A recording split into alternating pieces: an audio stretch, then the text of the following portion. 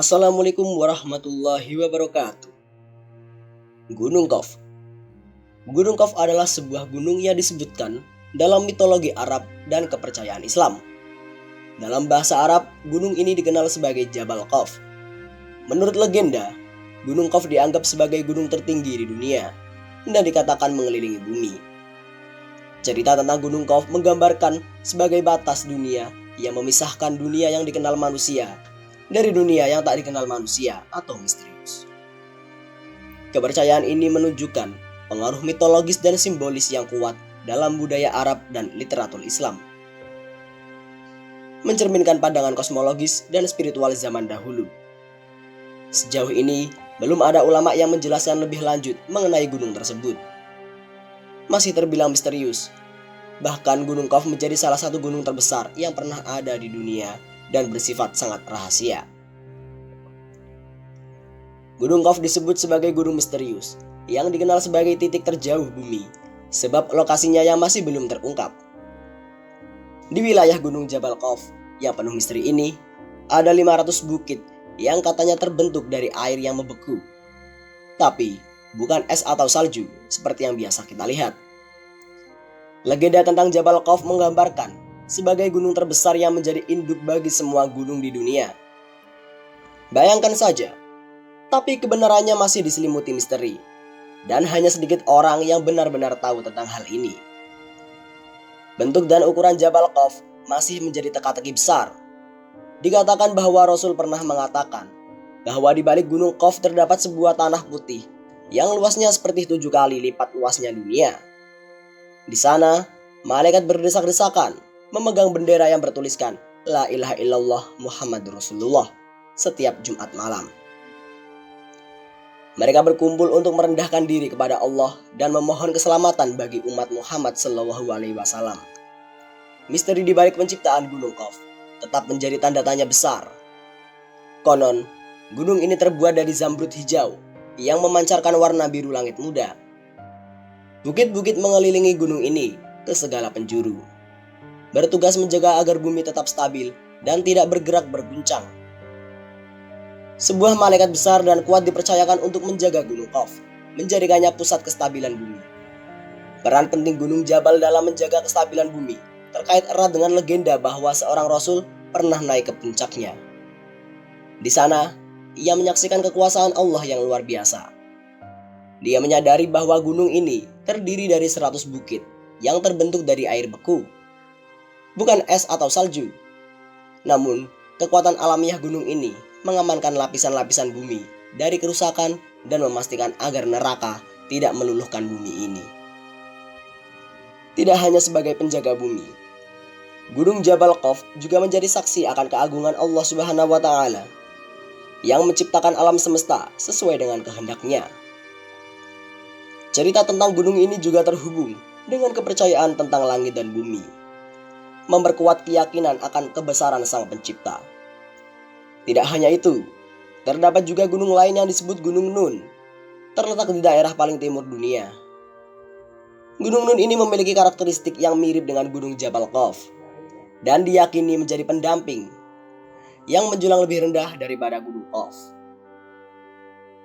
Cerita-cerita seperti ini semakin memikat dengan peristiwa dan kisah-kisah yang terjadi di sekitar gunung-gunung tersebut. Termasuk riwayat tentang Rasul yang melihat Gunung Jabal Qaf dan berinteraksi dengan penduduknya. Rasulullah juga berkesempatan bertemu dengan penghuni Gunung Jabal Qaf ini, yang diyakini berasal dari keturunan Bani Israel yang dipimpin oleh Nabi Musa.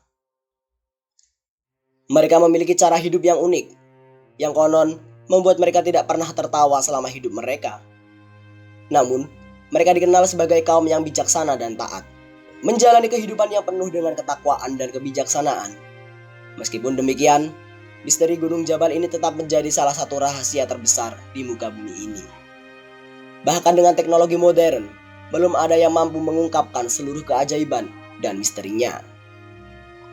Kisah ini tidak hanya mempesona, tetapi juga memberikan kita inspirasi untuk menghormati alam semesta dan menghargai kebesaran Allah Subhanahu wa taala. Gunung Qaf dan Gunung Nun yang konon menjadi tempat para wali sebelumnya telah menjadi fokus perhatian manusia selama berabad-abad. Namun, seperti yang telah diberitahu sebelumnya, tidak ada yang tahu secara pasti seperti apa gunung gaib ini dan di mana letaknya. Kehidupan di gunung ini sepenuhnya tersembunyi dan sifatnya setara dengan kegaiban alam malaikat. Dikatakan bahwa tidak jauh dari Gunung Qaf terdapat sebuah pulau, yaitu Pulau Qaf. Pulau Qaf yang menjadi tempat tinggal seorang nabi. Pulau ini dipercayai menjadi pusat spiritual, di mana arus air dan suasana yang tenang menciptakan lingkungan yang sesuai untuk kontemplasi dan ibadah. Selain itu, Gunung Nun yang terletak di daerah paling timur dunia dipercayai berada di daerah Pulau Kalimantan. Gunung ini mirip dengan Gunung Jabal, tetapi yang membedakan adalah penduduknya yang terdiri dari 30 orang wanita. Penghuni Gunung Nun dipercayai sebagai para wanita gaib, dan hanya para wali dan orang-orang saleh yang memiliki izin untuk mengunjungi tempat tersebut. Misteri di sekitar gunung gaib ini menjadi sumber kekaguman dan kebingungan bagi umat manusia, mengundang mereka untuk terus menjelajahi dan menghormati keagungan ciptaan Allah Subhanahu wa Ta'ala. Penghuni Gunung Nun seperti halnya Gunung Qaf, terdiri dari para wali Allah dan orang-orang soleh. Namun, hanya mereka yang terpilih yang bisa pergi ke tempat-tempat tersebut. Menurut Syekh Muhammad Nazim Adil Al-Haqqani, gambaran tentang penduduk Gunung Jabal Qaf pada tanggal 27 Rajab tahun ke-11 setelah Nabi Muhammad SAW diangkat menjadi Rasul, menandakan usia beliau sudah 51 tahun. Pada tanggal tersebut, beliau dipanggil oleh Allah untuk menghadapnya dengan peristiwa Isra dan Mi'raj. Saat itu, perjuangan Islam sedang menghadapi ujian yang sangat berat. Dengan gangguan dan hinaan semakin meningkat, dengan demikian, peristiwa Isra dan Mi'raj dimaksudkan untuk menambah kekuatan iman dan keyakinan beliau sebagai Rasul yang diutus oleh Allah. Saat Rasulullah menjalani Mi'raj, beliau melihat sebuah gunung besar yang disebut Gunung Jabal Qaf, yang berada di sebuah padang perak yang berkilau di belakangnya. Di sekitar gunung itu masih terdapat 70 gunung lainnya, serta sebuah kota. Di antara kota-kota tersebut, ada yang dihuni oleh makhluk dari jenis Bani Adam. Ketika Rasulullah sampai di sana, penduduk setempat menyambutnya dengan menyatakan keimanannya. Mereka menjelaskan bahwa mereka adalah komunitas keturunan Bani Israel yang hidup setelah Nabi Musa alaihissalam karena diutus oleh Allah. Namun, setelah wafatnya Nabi Musa, terjadi huru-hara dan perpecahan di antara Bani Israel yang menyebabkan berbagai bencana dahsyat. Saat itu, tidak kurang dari 43 nabi terbunuh, sehingga masyarakat tidak lagi dapat membedakan mana yang hak dan mana yang batil. Rasulullah melihat rumah-rumah orang-orang di Gunung Qaf memiliki tipe yang serupa dan teratur dengan rapi. Saat ditanya, penduduk setempat menjelaskan bahwa mereka hidup dalam kesatuan hati dengan prinsip kesederhanaan dan juga keadilan. Mereka sangat takut akan hukuman Allah setelah kematian dan hidup dalam ketaatan kepadanya. Mereka menyerahkan semua aspek kehidupan, termasuk urusan dunia, kepada Allah. Kisah Bani Israel di Jabal Qaf seperti yang disampaikan dalam kajian kitab tafsir Yasin Sahamami oleh Al-Marwazi yang disadur dari tafsir surat Yasin Sahamami Zada halaman 11. Mengutip sebuah hadis Rasulullah SAW ketika beliau diisrokan. Kisah yang disampaikan dalam hadis tersebut menggambarkan peristiwa setelah wafatnya Nabi Musa alaihissalam. Saat itu terjadi perselisihan dan pertikaian di antara Bani Israel yang kemudian melahirkan peperangan di antara mereka. Mereka saling bunuh-membunuh sampai tidak terhitung jumlahnya. Bahkan dalam waktu yang singkat telah terbunuh sebanyak 43 nabi Allah. Namun Allah kemudian mengutus 200 orang laki-laki yang ahli ibadah dan zuhud untuk mengajak kepada kebaikan dan mencegah kemungkaran. Sayangnya, mereka pun turut menjadi korban dalam peperangan tersebut. Dalam kekacauan itu, ada satu golongan dari Bani Israel yang memilih untuk tidak terlibat dalam perselisihan dan pertikaian. Mereka lebih memilih untuk berjihad melawan hawa nafsu, menjauhi kebencian, dan juga kemarahan, serta menghindari perasaan merasa lebih atau paling benar dari yang lain. Mereka menolak untuk mengotori tangan mereka dengan darah manusia. Akhirnya, mereka sampai di tepi pantai di suatu lautan. Di sana, mereka bermunajat dan berdoa kepada Allah Subhanahu wa Ta'ala untuk diselamatkan dari kekacauan yang melanda kaum mereka. Saat mereka berdoa dengan tulus, tiba-tiba muncul sebuah bangunan yang sangat besar yang turun dari langit. Untuk mencari jalan keluar, mereka tinggal di tempat tersebut selama 18 bulan lamanya. Di suatu tempat di antara jabal Gunung Qaf, tempat tersebut berwarna putih keperakan dan berkilauan seperti kaca, yang membuat keberadaan mereka tidak diketahui oleh seluruh manusia penduduk bumi. Mereka tersembunyi dari pandangan manusia lainnya. Selanjutnya, ketika peristiwa Isra dan Mi'raj Nabi Muhammad SAW dipertemukan oleh Allah dengan sekelompok orang Bani Israel yang diselamatkan dari kerusakan yang melanda kaum mereka. Mereka menyambut kedatangan Rasulullah SAW dengan penuh sukacita, memuji Allah Subhanahu wa Ta'ala atas izinnya untuk dapat bertemu dengan Rasulullah. Kemudian mereka beriman kepada Rasulullah dan menerima ajaran syariat Islam yang diajarkan oleh beliau, seperti sholat, puasa, zakat, dan juga ibadah lainnya. Rasulullah SAW kemudian melihat perkampungan mereka dan memperhatikan bahwa rumah-rumah mereka tidak memiliki pintu. Ketika ditanya tentang hal ini, mereka menjelaskan bahwa mereka tidak memiliki rasa khawatir satu sama lain, sehingga tidak perlu memiliki pintu pada rumah mereka. Selain itu, dinding rumah mereka juga sama rata, tidak membedakan status sosial atau ekonomi, menunjukkan persaudaraan dan kesetaraan di antara mereka.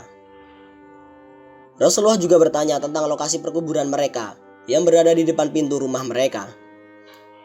Mereka menjelaskan bahwa hal ini untuk selalu mengingatkan mereka akan kematian, sehingga tidak terlalu terikat pada dunia dan tidak lupa pada akhirat. Mereka juga menjelaskan bahwa mereka tidak pernah tertawa, karena percaya bahwa tawa dapat menghitamkan hati. Itu menurut mereka. Ketika ditanya tentang kesehatan mereka menjelaskan bahwa sakit adalah kafaroh bagi dosa-dosa. Dan karena mereka tidak berbuat dosa, mereka tidak pernah sakit. Mereka juga menjelaskan bahwa mereka bercocok tanam untuk memenuhi kebutuhan hidup. Namun mereka hanya mengambil apa yang mereka butuhkan. Sisanya, mereka tinggalkan sebagai tanda tawakal kepada Allah Subhanahu wa Ta'ala. Wajah mereka yang kekuning-kuningan dan pucat adalah karena mereka senantiasa takut akan kematian. Karena bagi mereka, kematian adalah pertanggungjawaban kepada Allah Sang Pemberi kehidupan. Mereka pun hidup dalam kesederhanaan, penuh ketakwaan dan tawakal kepada Allah dalam setiap aspek kehidupan mereka. Kesederhanaan, keikhlasan, dan ketakwaan mereka menjadi teladan yang berharga bagi umat manusia. Terakhir, Rasulullah SAW bertanya, apakah banyak di antara mereka yang wafat? Mereka menjawab bahwa di antara mereka, setiap tahun ada satu jenazah yang meninggal. Hal ini menunjukkan bahwa mereka adalah kaum yang lebih memilih berjihad melawan hawa nafsunya daripada mengotori tangan mereka dengan darah manusia, hati mereka dengan kebencian, dan lisannya dengan kata-kata yang buruk. Allah Subhanahu wa Ta'ala memuliakan mereka dengan menempatkan mereka di antara hamba-hambanya yang beruntung. Mereka tidak hanya dijanjikan surga di akhirat, tetapi juga diberikan keberkahan hidup di dunia oleh Allah Subhanahu wa Ta'ala. Gunung adalah salah satu ciptaan Allah yang menakjubkan. Mereka berfungsi sebagai penyangga dan penahan bagi bumi, memberikan keindahan serta manfaat bagi manusia. Di antara gunung-gunung yang disebutkan dalam Al-Quran adalah Gunung Pelangi. Gunung ini terletak di area Taman Nasional Zhangye, Cina. Dinamakan Gunung Pelangi karena memiliki spektrum warna yang mirip dengan pelangi, mulai dari merah, putih, kuning, hingga biru, dan masih banyak warna lainnya. Keajaiban ini menunjukkan kekuasaan Allah yang tak terbatas. Gunung Pelangi juga disebutkan dalam Al-Quran, tepatnya dalam surat Fatir ayat 27. Ayat tersebut menyebutkan bahwa di antara gunung-gunung yang Allah ciptakan, ada yang memiliki garis-garis putih dan merah, serta berbagai macam lainnya. Penjelasan ini mirip dengan penampakan dari Gunung Pelangi di Cina. Seperti yang dijelaskan oleh Bapak Bunyamin Muhammad, pemilik Traf An-Nur Ma'arif Makassar, ketika mengunjungi wisata Gunung Pelangi pada awal Mei 2018. Bapak Bunyamin menemukan bahwa ayat dalam Al-Quran mengenai gunung-gunung yang berwarna-warni telah menjadi kenyataan. Ini merupakan mukjizat Al-Quran yang menakjubkan, di mana Allah telah mengungkapkan pengetahuannya melalui wahyu Nabi Muhammad SAW. Bahkan, baru pada tahun 2010, UNESCO menetapkan Gunung Pelangi sebagai situs warisan dunia. Sebagai kabar baik bagi para alumni Universitas Al-Azhar Kairo, Mesir, dan seluruh umat manusia. Gunung Sinai, yang juga dikenal sebagai Bukit Tursina, memiliki kedudukan penting dalam sejarah keagamaan, terutama dalam kisah Nabi Musa alaihissalam. Di dalam Al-Quran, Gunung Tursina disebutkan beberapa kali, salah satunya dalam surat At-Tin ayat 2, yang mengisyaratkan keagungan dan keberkahan tempat tersebut. Menurut penjelasan dalam tafsir ilmu mengenai ayat-ayat tersebut, Gunung Tursina adalah lokasi penting dalam peristiwa dialog antara Nabi Musa alaihissalam dan Allah Subhanahu wa taala. Gunung Judi adalah gunung lain yang disebutkan dalam Al-Quran. Dalam kitab tafsir, diterangkan bahwa lokasi Gunung Judi yang terletak di Turki dekat perbatasan dengan Irak dan Suriah memiliki peranan penting dalam kisah Nabi Nuh alaihissalam. Dalam Al-Quran, Gunung Judi disebutkan sebagai tempat berlabuhnya bahtera Nabi Nuh ketika air surut dan perintah Tuhan selesai. Gunung Qaf juga memiliki keindahan yang diabadikan dalam Al-Quran. Disebutkan dalam surat Qaf ayat 10 dan 11. Gunung Qaf digambarkan sebagai tempat yang dikelilingi oleh laut dengan pintu gerbang menuju surga atau neraka. Di atasnya tumbuh pohon kurma yang tinggi dan berbuah lebat, menjadi rezeki bagi hamba-hamba Allah. Kaum Samud juga terkait dengan gunung, di mana mereka membangun istana atau gunung-gunung untuk dijadikan rumah. Namun, karena kekufuran dan keingkaran mereka terhadap Allah, mereka ditimpa musibah gempa bumi dan menjadi mayat-mayat bergelimpangan. Peristiwa ini termaktub dalam Al-Quran surat Al-A'raf ayat 74. Gunung sebagai salah satu ciptaan Allah merupakan manifestasi kekuasaan dan kebesarannya. Meskipun terlihat diam, setiap gunung memiliki peranannya dalam menyokong dan menopang bumi dan menjaga keseimbangan bumi. Dalam Al-Quran, Allah menjelaskan bahwa gunung-gunung itu berdiri kokoh dan tidak bergerak, menjalankan perintahnya dengan sebaik-baiknya. Namun, kebenaran hanya semata milik Allah Subhanahu wa taala. Sekian dari kami. Wassalamualaikum warahmatullahi wabarakatuh.